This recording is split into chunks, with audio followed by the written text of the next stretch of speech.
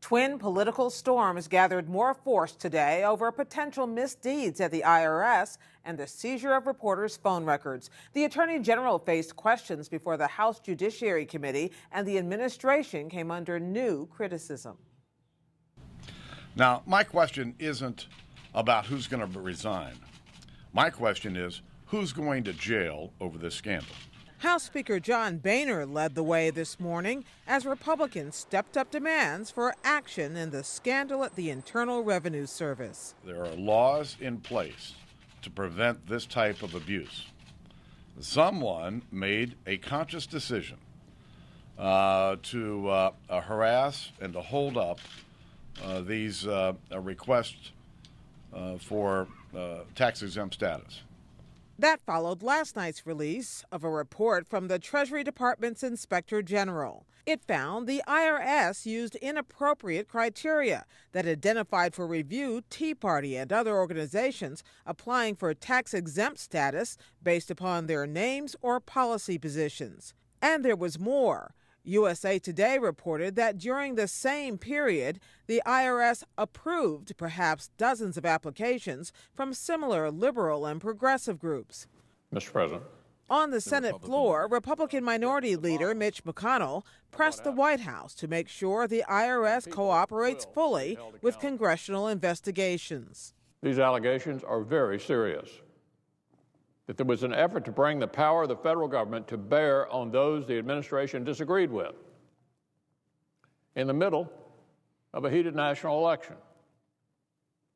It actually could be criminal. And we're determined to get the answers. McConnell and the other 44 Republicans in the Senate signed a letter to President Obama demanding full compliance.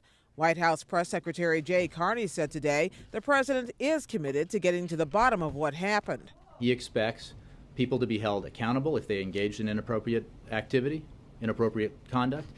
He expects the Treasury Department and the IRS to take all the necessary actions to ensure that this kind of thing cannot happen again. Please rise. I will begin. Attorney General Eric Holder has already begun a criminal investigation into the IRS matter, but some lawmakers see larger patterns at work. Republican Congressman Steve Chabot of Ohio. I believe there's been a pattern by this administration in not taking responsibility for failures, avoiding blame, pointing the fingers in somebody else's direction. Would you agree with that? No. I thought you might say that.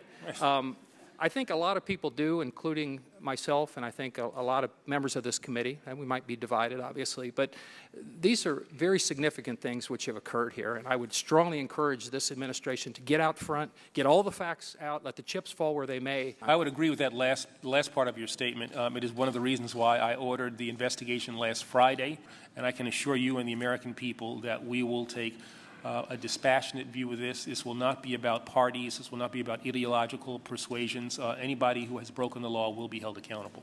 Still, House Republicans have frequently accused Holder of stonewalling their investigations, even citing him for contempt. That bad blood was on sharp display when Holder's leading critic, California Congressman Darrell Issa, complained the department failed to hand over emails in another matter involving the Civil Rights Division. I will certainly look at the request. It's not something that I have personally been involved in, but I'll look at the request and try to be as responsive as we can. I'm sure there must have been a good reason why only the to and from parts were provided. Yes, you didn't want us to see the details.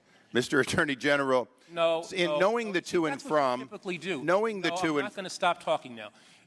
Characterize something as something Mr. Chairman, would you inform the witness as to the rules of this committee? Appropriate and is too consistent with the way in which you conduct yourself as a member of Congress. It's unacceptable and it's shameful. Holder also faced criticism from lawmakers on both sides of the aisle about the Justice Department's decision to subpoena phone records from the Associated Press. It's part of an investigation into leaks about a failed terror plot last year. The Attorney General says he recused himself from the probe early on because he was one of the officials who had access to the information that was leaked.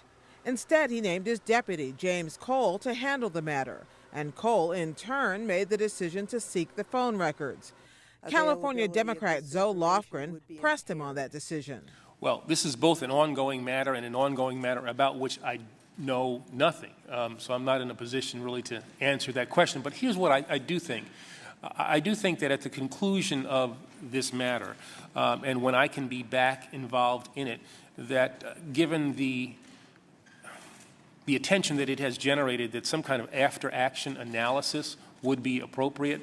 But it seems to me the damage done to a free press is substantial and will continue until corrective action is taken. And I would hope that we might be able to further pursue this, Mr. Chairman, and get some clarification on future action, either through legislative efforts or through further revision of the Code of Federal Regulation by the administration, because I think this is a very serious matter that I think concerns all of us